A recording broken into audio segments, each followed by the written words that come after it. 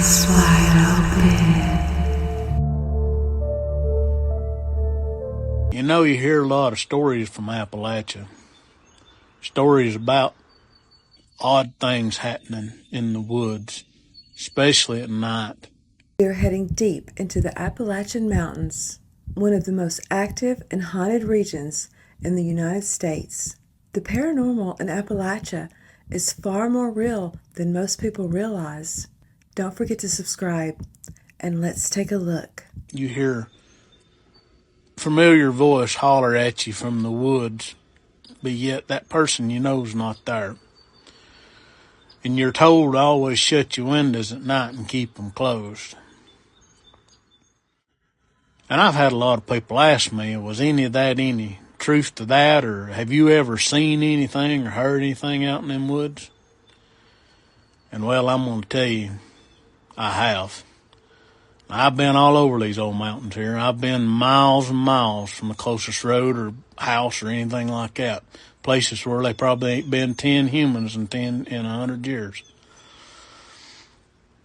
And I've been out places deep in the woods, and all of a sudden you hear somebody holler your name, and they ain't a soul a mile from you probably.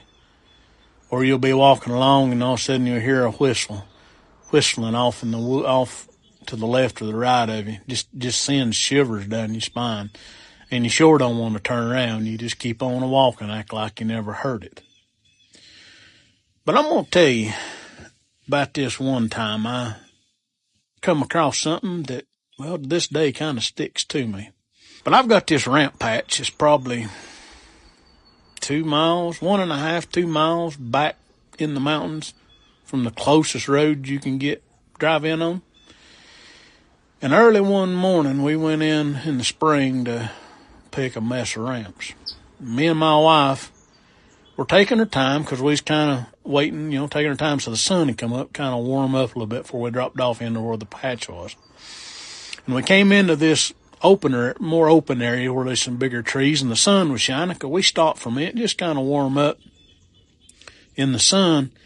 And I noticed to my left, there was this one tree, and about 12 to 13 feet up in that tree was these claw marks.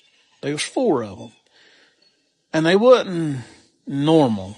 They wasn't like a bear climbed the tree and clawed down, and they were straight, just 4 straight claw marks. And they was each claw was probably as wide as my 2 fingers put together. And they's only on that one side. They wasn't on the other side to match it. And I walked down into that tree and I looked up to that, and there's no way a black bear did that. If it was, it was the biggest black bear there ever was found in Appalachia. And I just sat there for probably 20 minutes trying to figure out how that could be made, and I never could come up with a logical idea. That's a strange thing to see. Needless to say, the whole time we was picking ramps, I was looking over my shoulder, and walking out, I kept an eye on what was behind me coming out. But I figured I'd share that with you. So if you ever get the itch to come to Appalachia, just be warned. There's stuff out there in them mountains they ain't taught in school. I had to pull over to talk about this because I want to explain what I saw, but I can't explain what I saw, if that makes sense. So Mom's right smack in the mountains, and to get to her place, it's a lot of windy roads. And so this part of the road that I'm on was hit by Helene. They just finished construction. They just extended the lane because it's been one lane for over a year. And normally there's people there guiding you, letting you know that, you have to stop, or there's incoming traffic, whatever. So now that it's done, I'm coming up at this point. There's no driveways. It's just a bend. I see an outline of a car with its lights on. They made a little breakdown lane area. So I shift over. I'm, coasting over to get out of the way. There was no car. I saw the outline of the car and the lights. And I'm sitting there like an idiot. Y'all ever seen those videos in the Appalachian Mountains of people that talk about their pets and how they're like, that's not my pet? So I have a story of me and my dad's old German Shepherd. Her name is Astro, and what happened to her when we were in Franklin, North Carolina. One night I was sitting out on the back porch and I could hear the sound of something that sounded like it was almost crawling through the woods. And it was kind of making these weird noises, right? Kind of like how an animal makes a noise like when it gets hurt. Astro, being the big German Shepherd that she wasn't really scared of much. But when she started like standing up and snarling and her fur started sticking up, that's when I can tell like something was really wrong. I look at her and I'm like, Astro, it's okay, baby. It's okay. It's just an animal out in the woods. And she's blatantly ignoring me, just staring out into the woods in the dark with her fur sticking up, snarling, growling, and almost like she was ready to pounce. So at that point, I kind of started to get a little nervous, right? And I grab her by her collar and I start petting her. I'm like, Astro, it's okay, baby. It's okay. Right after I said it's okay the second time, you heard the sound of, it almost sounded like a rotted tree just cracked and fell over. At that point, I was like, oh my God, what the hell is that? And now Astro is barking and barking like the fierce German Shepherd bark that they have. Eventually, she breaks out of my hands and she takes off the back porch and flies out into the woods into the dark. When I'm screaming, Astro, no, Astro, come back, come back. And I hear her kind of like growling and barking at something into the woods. Eventually, she did turn around and come back, and she came right up to me, and she had her tail between her legs. I'm like, Astro, it's okay, baby, it's okay. And I'm petting her, and I'm trying to keep her like, I'm trying to keep her okay. And everything was fine until we went inside. And later that night, I woke up to the sound of like scratching on my wall. I'm thinking it's her scratching on my door, trying to come in. So I opened the door to look down the hallway. Nothing is more scary than when you look down a dark hallway and you just see the silhouette of a big German Shepherd. I knew it was a German Shepherd, but it was just the silhouette of her just sitting there staring at me. Like, Astro, are you okay, baby? Like, Astro, come here. And all I hear is her just like, well, I'm starting to get a little scared, right? I'm like, Astro, come here, babe. And she is just just sitting there, like just growling and not making, guys, it was terrifying. I turned on the hallway light, and when I turned on the light, the look in Astro's eyes, I cannot express to you the look in her. It almost looked like her pupils were completely dilated. It was to the point to where I was afraid to walk up to her and comfort her and tap on her and be like, Astro, are you okay? I remember going, Mom, come here. Something's wrong with Astro. Mom didn't answer me because she was dead asleep. But eventually I was like, okay, I need to do something. So I slowly start to walk towards her. She's just staring at me, just growling. So now I get scared. I turn back and I go back to the doorway of my room. That's when I come out back into the hallway, and I had a baseball bat in my hands because I really wasn't sure how she was going to react. And when I walked out with the baseball bat, that was when it was just like she just snapped out of it. She just snapped out of it and then just came walking towards me like nothing ever happened. I don't know what it's called when an animal gets like possessed like that, but I know you guys do. And if you guys have any experience with anything like this, put them down in the comments. By high demand, we are doing Appalachian stories. And I have avoided doing these because we have a side-by-side and we go to the Appalachian Mountains in very rural, desolate areas often enough to where I didn't want to be reminded of this all the time when I'm supposed to be having fun, but I'm doing it. But here we are, and I'm going to do it and try to block it out of my mind. It was honestly one of the most horrifying things I have ever experienced, and it brings me genuine stress to think about it. This happened maybe 2 or 3 years ago. I live in southern West Virginia and have my entire life. The woods and mountains surround every direction you look. And nighttime is a darkness that you can never dream of unless you've experienced it. I was with a friend. Mark was at my house one evening doing the usual thing, watching UFC, playing Xbox, etc. It was extremely late when we finally got bored and decided to go for a walk on a nearby trail to smoke a. This is not a particularly long trail, but it was very dense in the woods that surrounded it. And it's easy to get freaked out when thinking of your surroundings. We finally get to about halfway into the trail, about 30 minutes in, where we stop, pack our and stand on the trail to chill and talk. The forest is very alive tonight. There are always noises in the woods, but the amount of animal activity for the time was unsettling. At this point, it was probably past 1 a.m. This was strange and kind of eerie, but not alerting as any sort of predatory animal in the area may cause a disturbance. We finish smoking and continue our walk when almost immediately the forest falls dead quiet. And as soon as the forest goes quiet, there is a voice. It almost sounds like a mocking humanoid voice, shaky and uncertain, almost like an old children's toy, like the ones with the crackly speakers and robotic voice, if you know what I mean. This immediately sets us off. We bolt directly down the opposite length of the trail, but the sound does not gain distance. It doesn't get closer per se, but no matter how far we ran down the trail, this eerie voice remains the same volume, going over and over with no quieting or stopping. At this point, I am convinced that we are in genuine danger. Something I have felt very few times. Finally, after sprinting for who knows how long, we exit the trail gasping for breath and almost at the verge of tears of how frightening this was. We begin to exit the trail, and about 5 minutes from the exit, there is a bone-shaking, heart-stopping, murderous scream from directly behind us. I know what a mountain lion sounds like. This was not an animal. This was not someone playing or watching a movie. This scream sent birds flying from nests and made my heart drop into my stomach. It was the most genuinely depraved and violent scream that I have ever heard. This is a true story that I have only told to maybe 3 people, all of whom seem to brush it off as false. I've never been a person to push for the existence of the paranormal or spiritual, but I genuinely believe I encountered something inhuman in those woods. I know I will receive questions such as what the voice was possibly saying or to explain the area and what happened after. I genuinely cannot remember what the voice was saying, if anything intelligible. I don't know if I could understand it then, and I certainly cannot recall understanding it after several years of blocking it out of my memory. All that I recall is that it was fluctuating voice and pitch, shaking almost just as joining sounds together. After running from the scream at the end of the trail, we ran to the car, which was only about 5 more minutes from the trail.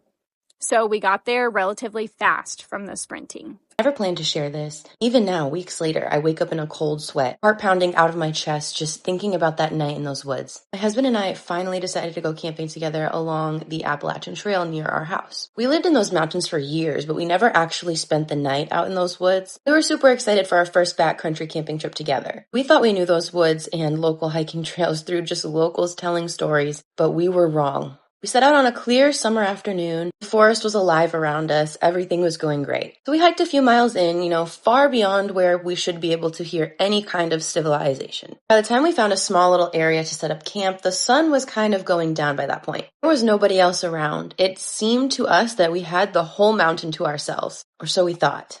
As we pitched our tent, I remember feeling this strange, hush over the forest. Daytime noises started to fade, you know what I mean? There was no bird song, there was no critters running around, and I just kind of chalked that up to, it being late. Maybe the critters are getting ready for bed too, just like we are, everyone's got to sleep, right? I just told myself that I was just a little bit nervous for our first night out here, and I was totally fine, whatever. By nightfall, we had a small fire crackling, and we were cooking our dinner. The sky above us turned this beautiful deep purple that only you know if you've ever been away from the light pollution. So beautiful. Distant sounds of the nighttime were coming in, ambient sounds of tree frogs croaking off in the distance, crickets chirping in a rhythmic pattern. We relaxed for a while, sitting by a little log that we had rolled over to our fire, so we had a little place to sit. We were just kind of talking in hushed voices about nothing in particular, just about our day and maybe what we were going to do tomorrow, maybe what we were going to see tomorrow. But still, I won't lie, I was still feeling very much on edge. Every snap of a twig off in the woods would make my ears perk up. At one point, I thought my soul was about to creep out of my body because we heard this shrill scream off in the distance. My husband was like, okay, it's probably just a fox, or what are those ones that scream a lot? Those the mountain lions. He's a seasoned hunter, so he's familiar with wildlife. So I just kind of took that for what it was. I was like, okay, I'm going to believe you so I don't get scared. Around 11 p.m., we doused the fire and decided to go in for the night. The forest had grown very dark, especially without the fire pit. Now, all we had was my husband's flashlight. And then we had this super thin beam of a headlamp light that we just kind of hung up in our tent. And that was the only little bit of light that we had in our tent while we were getting everything ready, getting our sleeping bags ready. making comfort for ourselves. It was a little bit unsettling, I'm not gonna lie. We laid in our sleeping bags and we were talking to each other about just how quiet it felt outside. The chorus of the crickets and the frogs around the area had kind of mellowed out a bit, but they were still there, and I was just kind of clinging onto that, hanging onto those sounds as just comforting signs of normalcy. You know what I mean? Like, we're not completely alone out here. It's okay. Wildlife is feeling okay, so we should feel okay too. Sometime after midnight, I woke with a jolt, and at first I didn't really understand why. The night was deathly silent. Like, the only thing that I could hear was the pounding of my heart in my own ears. What I did notice was that the frogs and the crickets and the birds and any sound that was nature in its finest had just had just ceased to exist. That was the wrong word. But I could just sense that something was wrong. It almost felt like the entire forest was holding its breath right along with me. My husband woke up a second after I did. He later told me that he could feel me tense up, and then he heard it too. A single snap of a branch that was somewhere up the slope behind our tent. It wasn't just like a small stick falling or like a small crack. It sounded like something had stepped down on this thing and it cracked. We both lifted our heads. We were hardly breathing. The darkness of the tent, I reached for my husband's hand and I grabbed it, and I'm like, oh my God, if we die, we're dying together, honey. I could feel too that he was freaking out too. His hands were clammy and sweaty, and he was freaked out just as much as I was, but trying to hold it together to be the man of the night, But then we heard another crack, and this time it was off to the right side of the tent rather than behind the tent, like it was getting closer. They were bipedal, heavy footsteps. They were not that of a deer. If you've ever heard a deer walk through the woods or even just know anything about deers, you know that they tiptoe through the tulips, I also knew that it wasn't just like a stumbling black bear. We know what those sound like. Bears generally make much more noise than that. They're huffing and puffing as they're walking down and wherever they're going. This sounded more deliberate. And like I said, bipedal, which means on 2 feet. So it sounded very much more human-like than it could have been animal. It seemed human, but it seemed like a human wouldn't be able to make those sounds. You know what I mean? Like a human would make more sounds than this thing did. It was way too quiet in between footsteps for this thing to be actually human, unless it was like they were just walking with incredible deliberation and control. My husband looks over to me and he's like, did you hear that? His voice was barely audible, which made me freak out even more because I'm like, dude, he's freaking out. Like, I could hear a tremor in it, which was just not normal for him at all. I had thought of the hunting knife that we had in our pack, but I was too scared to move or get it. Also had a can of bear spray back in there, and I was just too scared to move and make any noise and go get it. So we both just sat there frozen in the tent, just listening, doing basically the only thing that we could do. The night was so silent now that the slightest little ruffle was deafening. Then my husband starts to unzip the tent door, right?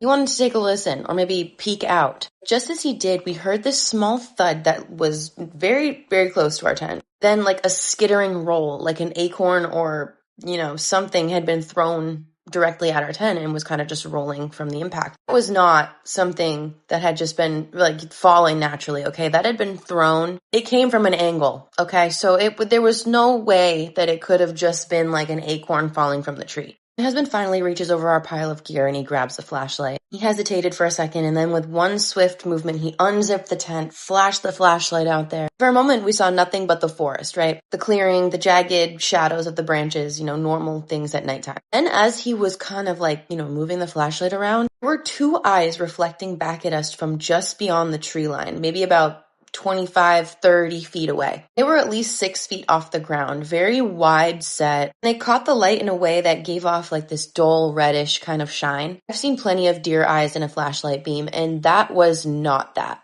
These were forward facing, like a predator's or like a person's. The flashlight beam lingered on that spot for just a few seconds, right? And I was able to see this big, tall, shadowy figure just half concealed behind a tree. It was tall, and very skinny. Or maybe it was just leaning out from behind the tree trunk. I'm not really sure. Flashlight barely caught sight of its head and shoulder before the thing jerked out of sight. It moved so fast. Like, I've never seen anything move that fast in my life. I don't even think a human could possibly move that fast, even if they were scared. Mind you, all of this happened within a split second. So my husband and I jolt back into the tent, zip everything up, and we're just like, what? That wasn't a bear. That wasn't a person. What the Was that I was shaking uncontrollably. I literally just was so scared I felt like I could throw up. Sitting in the tent and he's got his arm around me and he has no words of reassurance, which is very strange for him because he's always the one that's like the fixer, the one who's like trying to calm me down, but he just had no words to say because he was just as scared and uncertain. Minutes drag on, we're sitting in the tent not knowing what to do, and we heard a soft scraping sound directly behind us in the tent, inches from where we were sitting. It was as if something was like pawing at the tent fabric, kind of like testing it out. So I clapped my hand over my mouth, just too scared to scream or even breathe too heavily. My husband was clutching the knife now, trembling in his hand, not knowing if he was going to have to kill something or not. We were just caught in the worst dilemma. We didn't want to make a sound in case it wasn't an animal, but maybe if we did make a sound and it was an animal, it would just take off running and be scared. Like, what could we even do at that point? Then there was a sniffing sound, and then this like low guttural grunting sound, almost human sounding, but not quite. Like, think of a human trying to emulate the sound of a bear or a dinosaur. But something about it was just almost a little bit mechanical. And the stench that followed made my stomach lurch. It was the most foulest,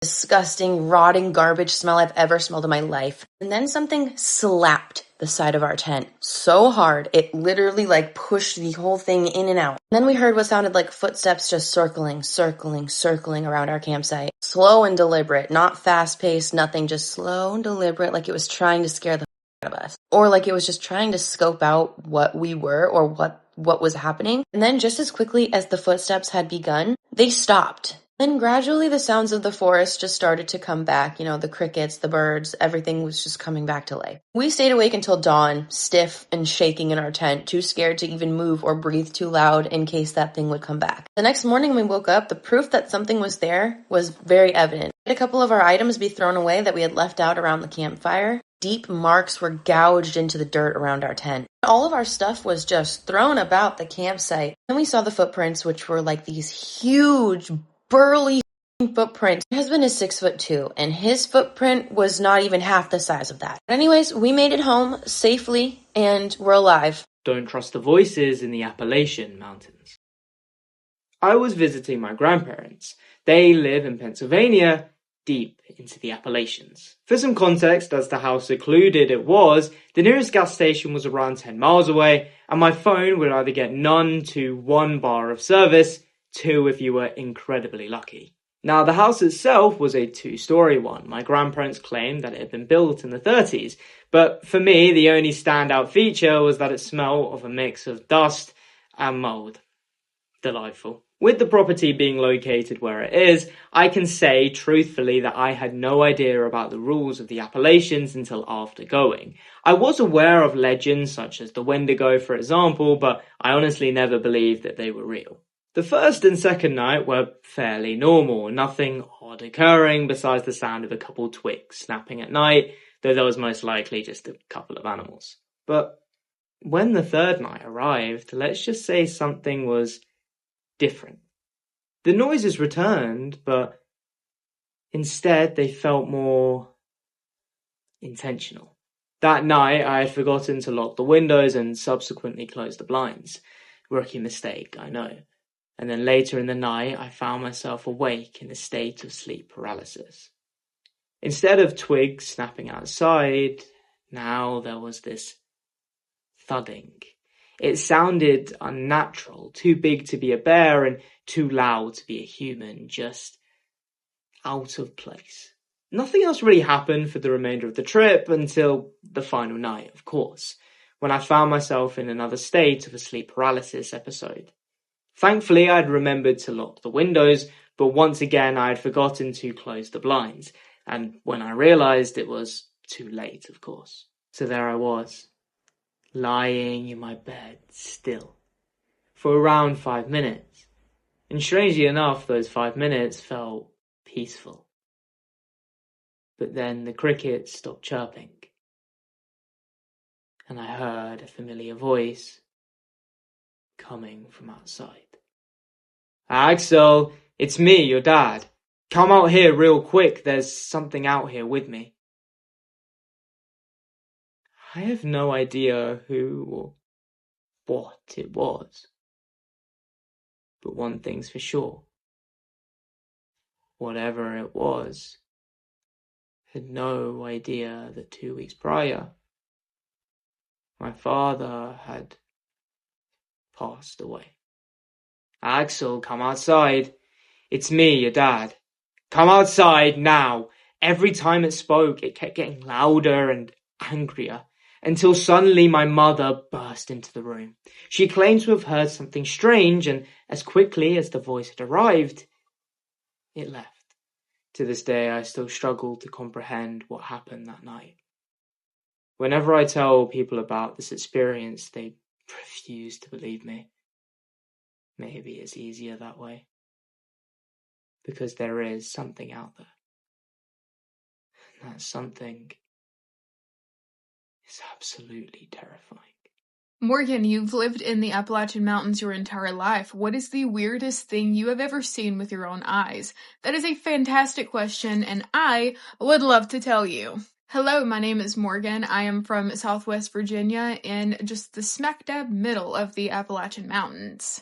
I grew up on a very, very haunted farm. So one thing about me is I am that friend that is going to make you do weird stuff. So at some point, while being my friend, you will end up on my family's farm, outside with the projector shining on the side of the barn, where I show you the scariest movie I can think of that takes place on a farm. So this actually took place during one of those excursions.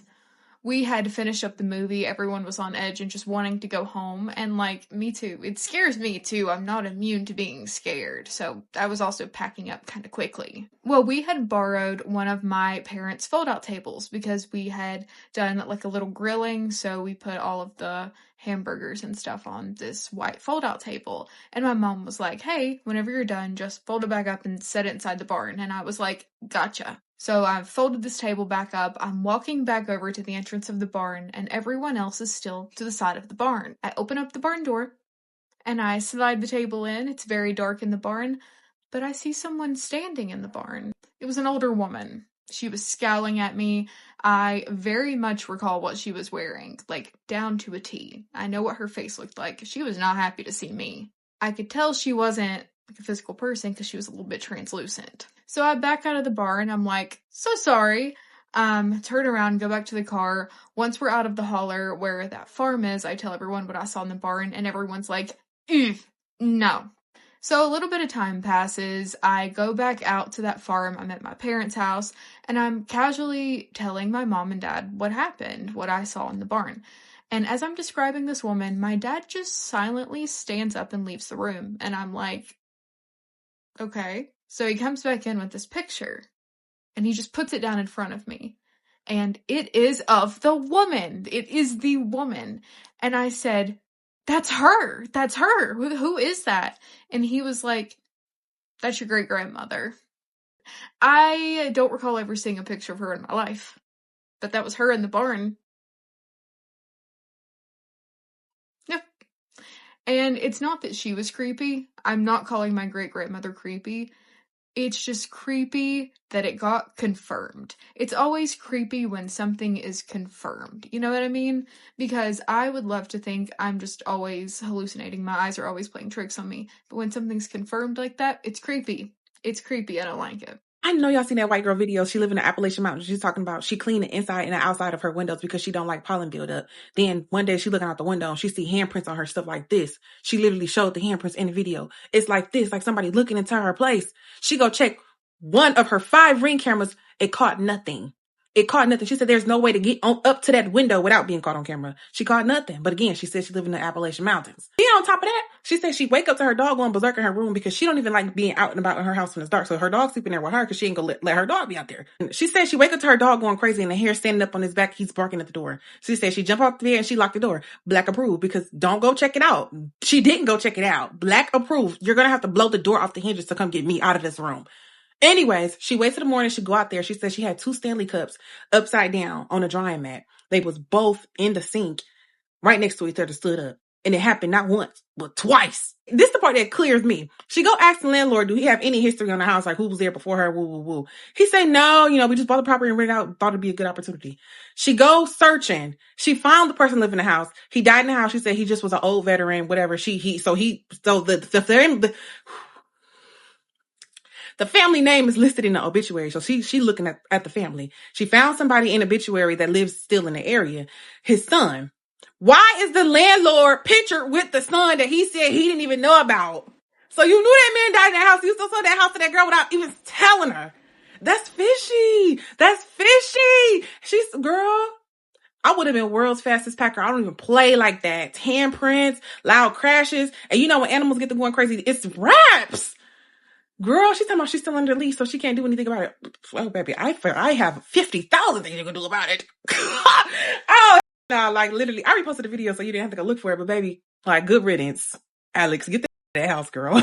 I live in a really old farmhouse in the Appalachian Mountains built in like the 1800s. It's allegedly haunted. Like before moving in, the landlord asked me if I was scared of ghosts and stuff because they said that everybody moved out because they claimed that it was haunted and the cabinets would close and slam by themselves, that doors would slam by themselves. I don't know. Everybody just swore that it was haunted. And when we first moved in, I mean, the cabinets were nailed shut and just lots of weird stuff. I don't know if I even took any pictures of this because it was just super weird, but they asked me the only thing they wanted me to do when I moved in was to paint this one specific bedroom upstairs because it was completely painted black. The walls, the doors, the window frames, everything in there was painted black. They said they didn't know what they had been doing in there, but it was super creepy, and that's besides the point. I'm getting off subject, but I've lived here like 4 years now, and while living here, we've all experienced different little weird things. The other night, I was in bed asleep when I was woken up to the sound of my bedroom door opening. I'm a really light sleeper, so I didn't see that the door was open, but I heard it open and it woke me up. I looked at the time on my phone. It was 2:46 a.m. I didn't see any lights coming on like through the door, so I thought maybe I was just imagining things, so I decided to get up and go to the bathroom. Still didn't need to say this, but ever since I was a little girl, I've always had to sleep with my bedroom door closed, like as long as I can remember. So I know it was closed, but I got up to go to the bathroom, and sure enough, my bedroom door was open. I was really creeped out, but I'm not gonna lie, I was so tired, so I went on, I used the bathroom.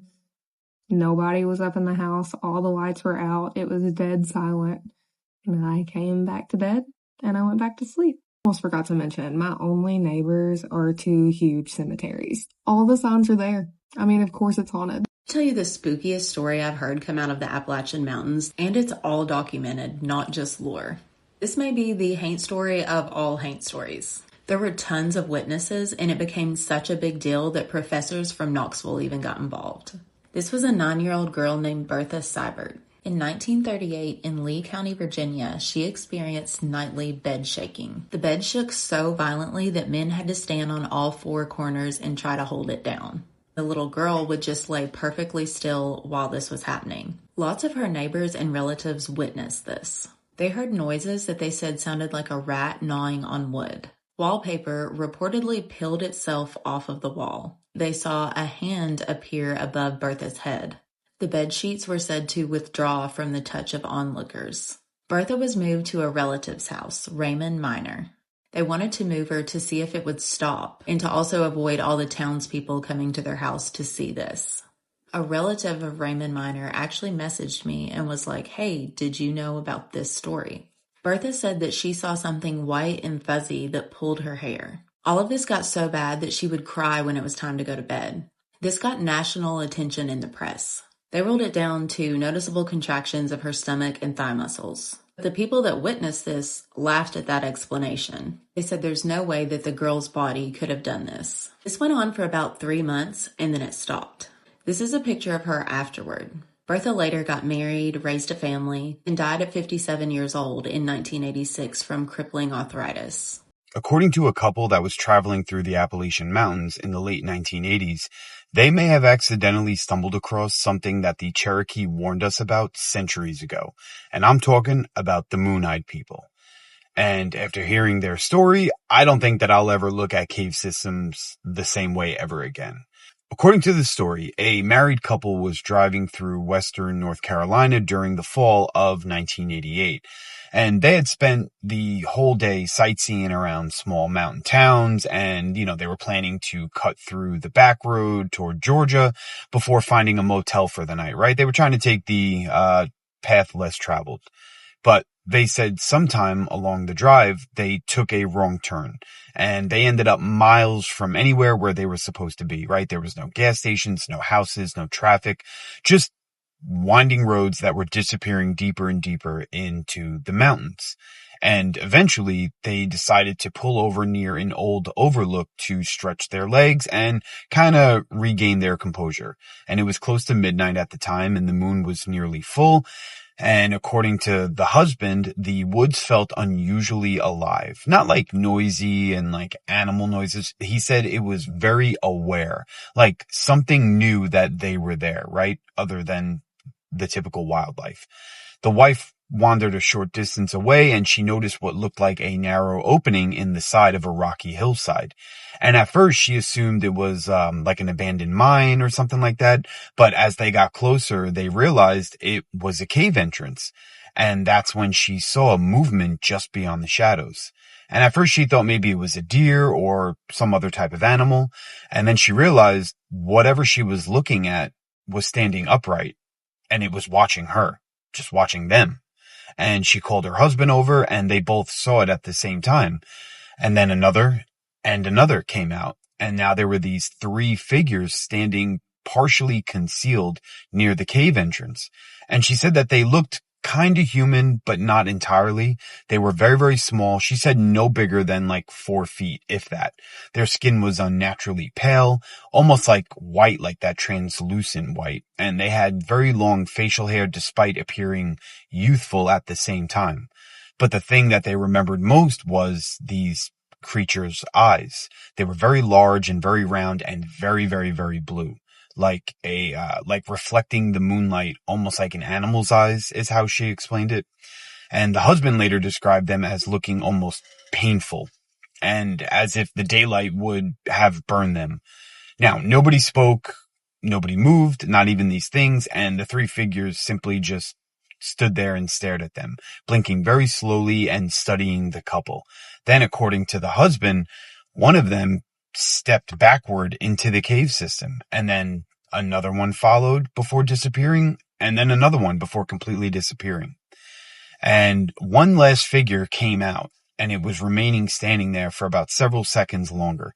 And they said that it tilted its head slightly, almost like curiously, like it was trying to figure them out as well. And then, just like the other three, it took a step back and it vanished into the darkness. The couple reportedly ran back to their car, and they drove until they reached a motel just before sunrise. The next morning, they told an elderly local woman what they had seen the night before. And she reportedly became very, very quiet, and she just asked, like, were their eyes very blue? Were they very pale? And the couple was like, yeah, oh my God, yeah, and they nodded, and she just quietly added, she's like, yeah, my grandmother used to warn us about them all the time. And she told them how the Cherokees spoke of another people long before Europeans arrived that were very small, very pale, bearded, and they were only able to travel at night because their eyes couldn't tolerate the strong rays of the sunlight.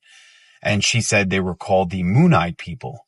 And according to the legend, after losing a conflict centuries ago, they began to retreat into the caves, and they scattered all throughout North Carolina and parts of northern Georgia. And the woman reportedly ended the conversation by simply saying that, something that the husband never forgot about their encounter was pretty much people think that they're gone, but if they only come out at night, how would anyone truly know if they're here or not? Interestingly enough, that there is a mysterious 3-foot tall statue discovered in the mid to late 1800s near the Hiawassee River that some researchers believe may depict the legendary moon-eyed people that the Cherokees spoke about. So tell me what you think. Did this couple simply see cave dwellers in the moonlight, or did they accidentally encounter something that the Cherokee have remembered for nearly 1,000 years? The police told me something I'll never forget. If you had stayed in that cabin one more night, you probably wouldn't have survived. At the time, I thought they were exaggerating. Then they showed me the photographs they had taken inside the walls. That was the moment I realized I had never been alone. It happened in the fall of 2018, just outside the Appalachian Mountains in eastern Tennessee. My cousin Tyler had recently bought an old hunting cabin that had been abandoned for years. He planned to renovate it into a vacation rental, but hadn't started the work yet. Knowing I was traveling through the area, he offered to let me stay there for a few nights. It's rough, he warned over the phone, but it's dry, it's free, and the fishing around there is incredible. I gladly accepted. The cabin sat at the end of an old logging road, surrounded by thick oak and pine forest. There wasn't another house for miles. Cell service disappeared about 20 minutes before I arrived. The place looked even older than the pictures Tyler had sent me. Half the porch railing had collapsed. The roof sagged slightly over one corner. Most of the windows were covered with dusty curtains that hadn't been opened in years. Still, the structure looked solid enough. I unlocked the front door and stepped inside. The smell hit me immediately. Old wood, dust, and something faintly sour, like wet clothes that had been left in a dark room for months. The cabin only had 4 rooms, a tiny kitchen, a living room with a stone fireplace, a bedroom, and a bathroom. Everything seemed untouched, almost. While carrying my bags inside, I noticed a coffee mug sitting on the kitchen counter. There was still dried coffee inside. Strange. Tyler had told me nobody had entered the cabin since he'd bought the property nearly 6 months earlier. I shrugged it off. Maybe he'd forgotten it during his last visit. The rest of the afternoon passed quietly. I swept the floor, opened a few windows to let fresh air in, and started a small fire before cooking dinner. As darkness settled over the mountains, the forest outside became almost unnaturally quiet. No birds, no insects, just wind brushing against the trees. Around 9 o'clock, I called Tyler using the cabin's old landline. Surprisingly, it still worked. "Everything okay?" he asked. "Yeah, mostly." "What do you mean?" I laughed. "Probably nothing. I just found an old coffee mug sitting on the counter." There was a brief silence. "I never left one there." My smile disappeared. "You sure?" "I'm positive." Before I could ask anything else, the line filled with loud static. Then disconnected. I tried calling back. Nothing. The phone was dead. I checked every wire leading into the cabin. Everything looked normal. Eventually, I convinced myself the old line had simply failed. By 11 o'clock, I was exhausted. I locked every door and window before heading into the bedroom. Sleep came quickly. I woke sometime after midnight, not because of a noise, because of a smell. Fresh coffee, strong, as though someone had just brewed an entire pot. Confused, I sat up. The bedroom was empty. The cabin was silent. Then I heard it, a soft clink, like ceramic gently touching wood. It came from the kitchen. I slowly climbed out of bed. Every floorboard seemed impossibly loud beneath my feet. The hallway was dark, except for the faint glow coming from the dying fire. I reached the kitchen entrance. The mug was no longer on the counter. It now sat on the dining table. Steam slowly rose from it. I froze. I hadn't made coffee, and I was absolutely certain the mug hadn't been there before I went to bed. A sudden chill crawled up my spine. Then I heard another sound. Not in front of me, behind me. A slow, careful scratch, coming from inside the wall beside the hallway. Not mice, not pipes. It sounded deliberate, as if someone was dragging their fingernails across the wooden boards from the inside. I backed away without taking my eyes off the wall. The scratching stopped. For a few seconds, everything was silent again. Then a man's voice whispered so softly, I almost believed I'd imagined it. "Go back to sleep." The whisper came from inside the wall. I didn't move. I couldn't. A second later, 3 slow knocks echoed from the other side of the bedroom wall. Whatever was inside the walls knew exactly where I was standing. I couldn't breathe. My eyes stayed locked on the bedroom wall, where the knocking had come from.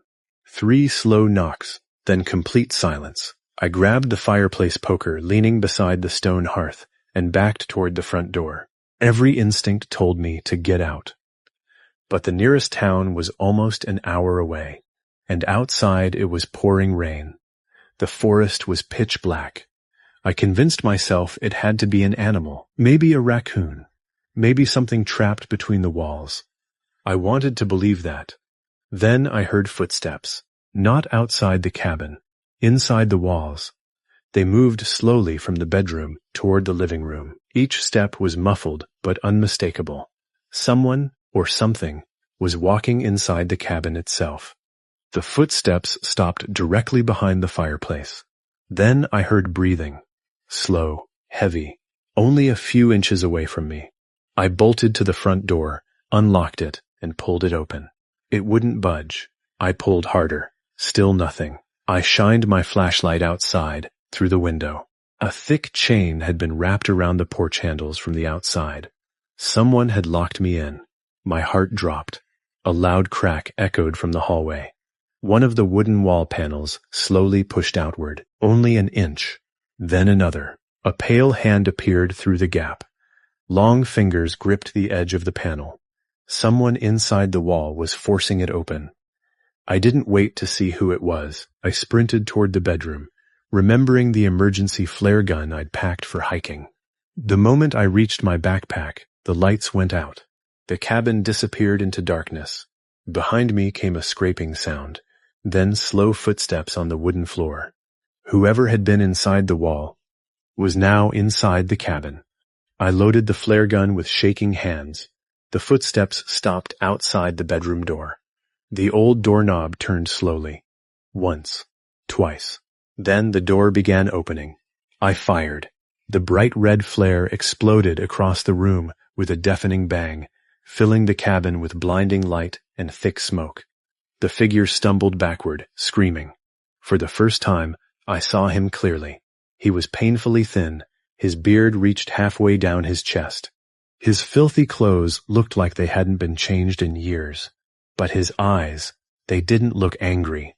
They looked terrified, as if he feared the light more than anything. He disappeared back into the hallway.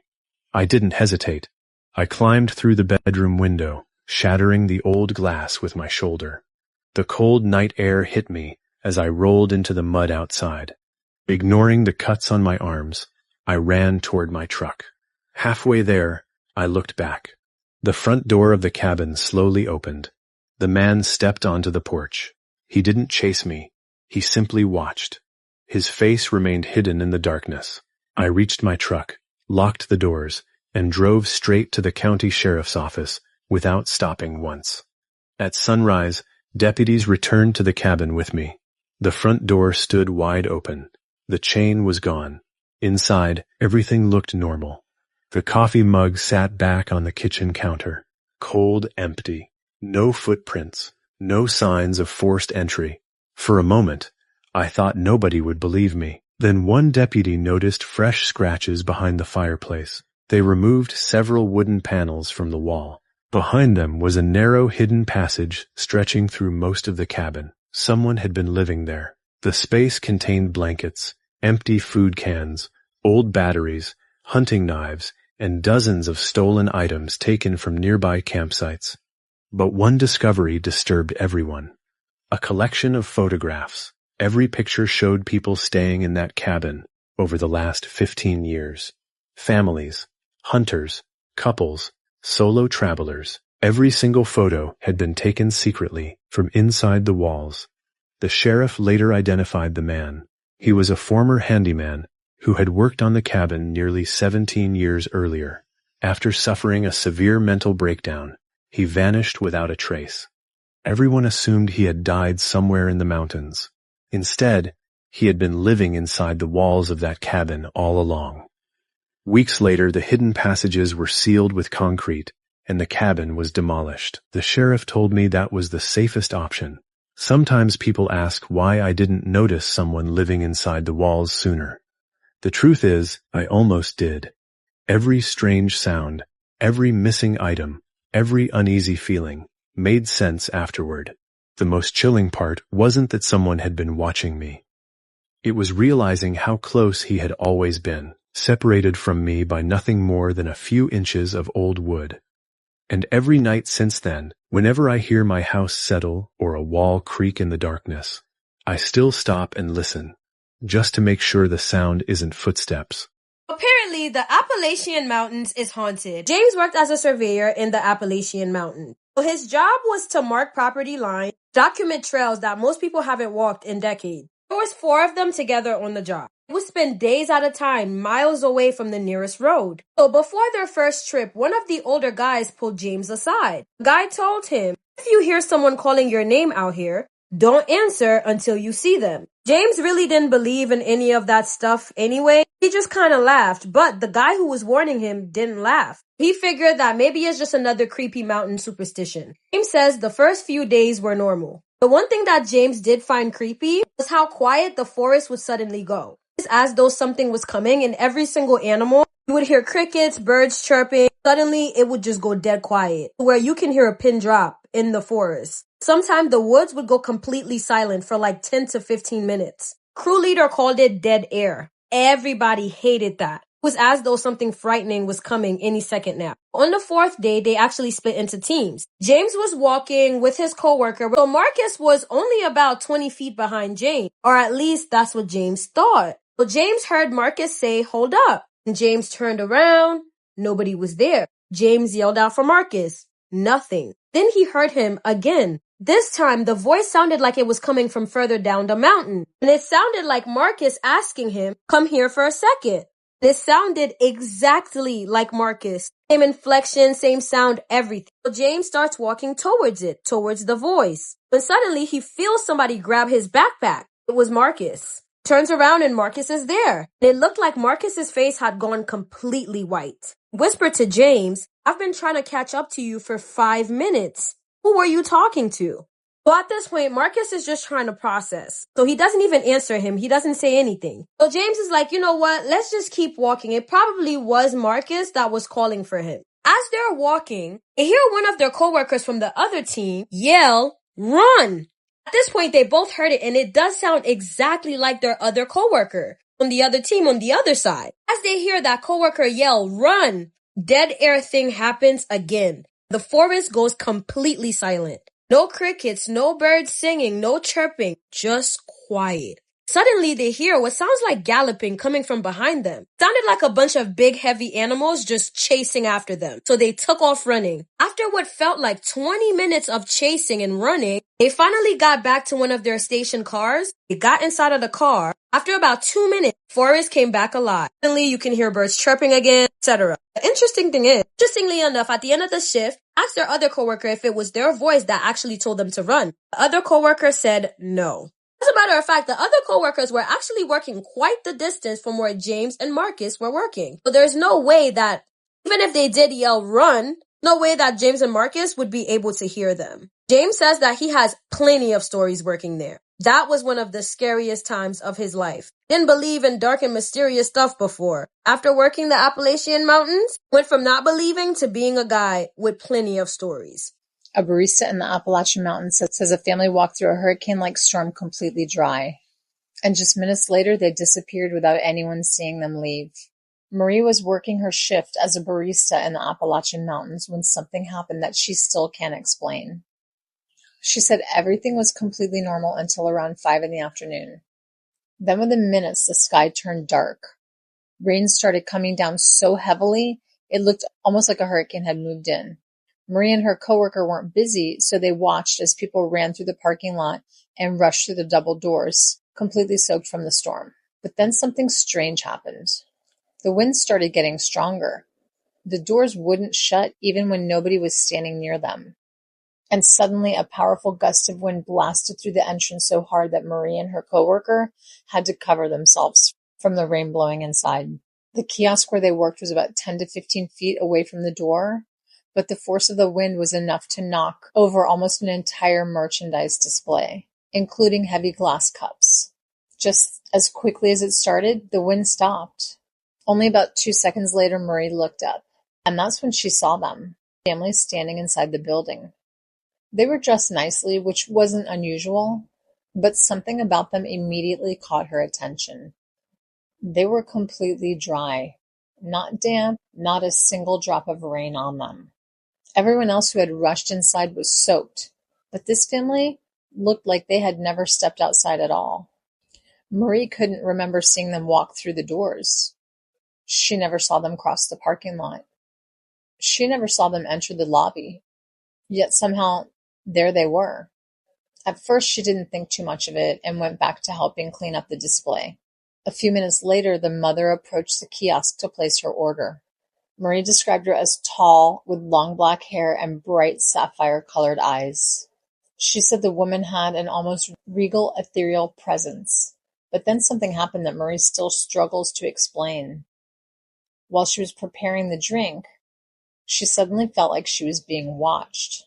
When she looked up, the woman was already staring directly at her. Marie said the feeling was overwhelming. It was as if this woman could see straight through her, as if every hidden thought and emotion she had ever carried was suddenly exposed. The woman smiled, and for a brief moment, Marie said it felt like time stopped. When the woman walked away, Marie was left with a strange feeling of vulnerability, like she had just been seen in a way she had never been seen before. Then the daughter came up to order. She looked almost exactly like her mother, only younger. She had light freckles across her cheeks and a warm, comforting smile. Marie said that, unlike her mother, the daughter gave off a feeling of warmth, almost like the first rays of sunlight after a storm. But despite that, Marie still couldn't shake the feeling that something was different about this family. They seemed perfect, almost too perfect. After getting their drinks, the family sat in the cafe near the exit while Marie continued working. But every now and then she noticed them looking over at her. About 10 minutes later, Marie bent down for less than a second to check the pastry case. And when she stood back up, everything had changed. The storm was gone. The sun was shining. The parking lot was almost completely dry, as if the intense rain had never happened. Then Marie looked toward the cafe. The family was gone. They weren't walking away, and they weren't leaving through the exit. They were gone. They couldn't have left without passing the kiosk. They couldn't have gone toward the back without her seeing them. Yet somehow they had disappeared. Afterward, Marie questioned whether she had somehow imagined the entire thing. But she later confirmed that her coworker had seen the family too. Other customers had noticed them as well. And while there was only one camera facing the kiosk, management was able to confirm that the family had actually been there. So what happened that day? Because Marie's experience took place in the Appalachian Mountains, some people have pointed out similarities between her story and regional folklore traditions. In the Cherokee tradition, the Nanahi are described as spirit beings, connected with the mountains. Stories say they could appear and disappear, become unseen, and sometimes leave humans with a powerful feeling of encountering something beyond the ordinary. Appalachian folklore also contains many stories of mysterious visitors, unexplained disappearances, and strange changes in weather connected with encounters that people struggle to explain. And one detail appears again and again in stories about the unexplained. The visitor remains untouched by the world around them. While everyone else is soaked by the rain, while the storm affects everything around them, they remain completely dry. Whether Marie experienced something paranormal or whether there's another explanation for what happened, the mystery remains. So what do you think Marie encountered that day? Was this simply a strange coincidence? Or did she cross paths with something that doesn't quite belong in our world? No. Walking home in Appalachia. Heard something in the woods earlier. But you're not supposed to go out after dark.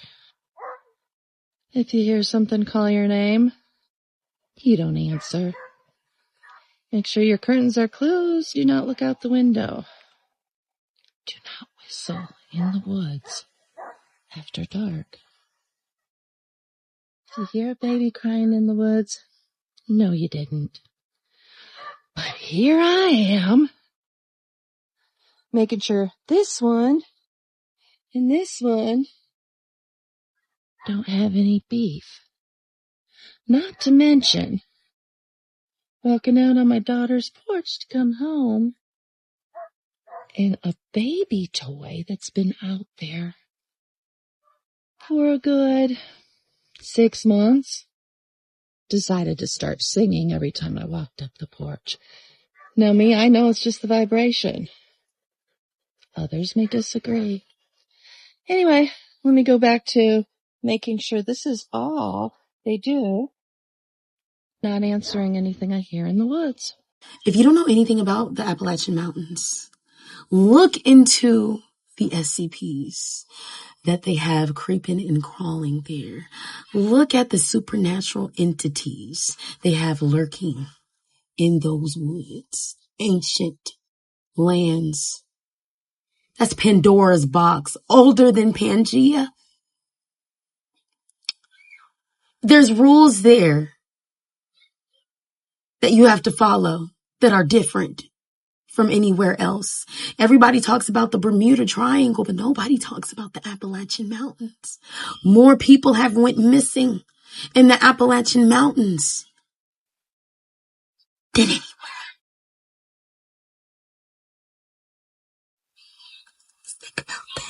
You made it this far. Thank you for exploring the paranormal side of Appalachia with me.